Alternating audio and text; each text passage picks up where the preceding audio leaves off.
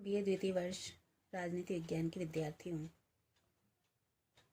आज मैं आपको आपके प्रथम प्रश्न पत्र प्रमुख राज्य व्यवस्थाओं के अंतर्गत अमेरिकी संविधान के अंतर्गत संघीय कार्यपालिका के प्रमुख अमेरिकी राष्ट्रपति की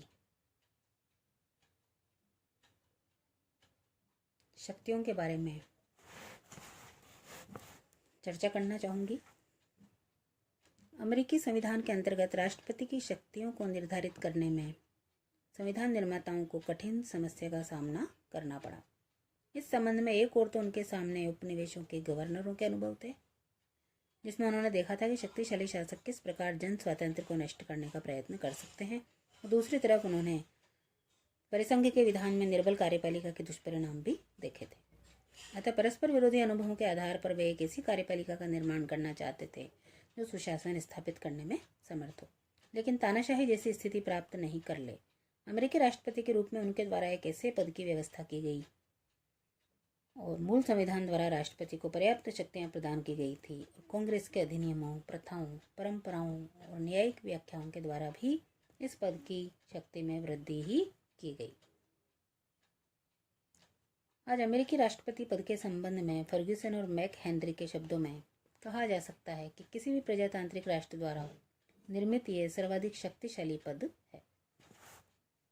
राष्ट्रपति की इन व्यापक शक्तियों को हम निम्न शीर्षकों में विभाजित कर सकते हैं। पहला, कार्यपालिका शक्तियां।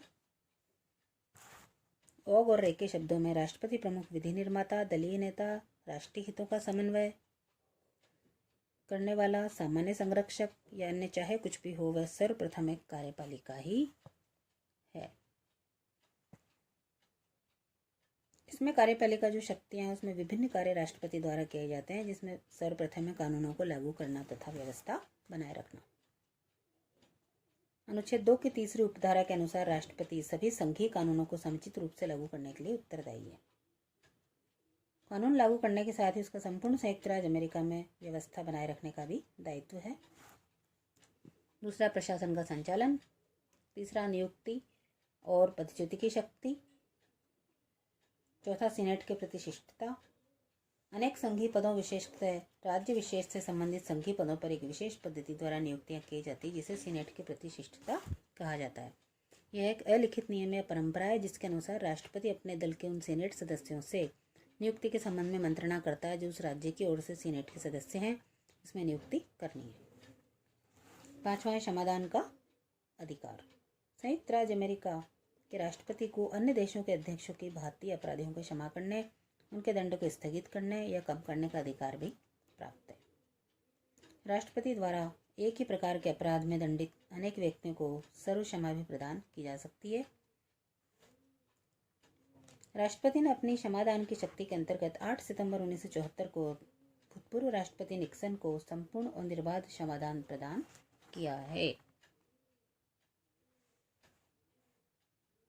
तो इस प्रकार से अमेरिकी राष्ट्रपति को कई महत्वपूर्ण शक्तियां प्राप्त हैं।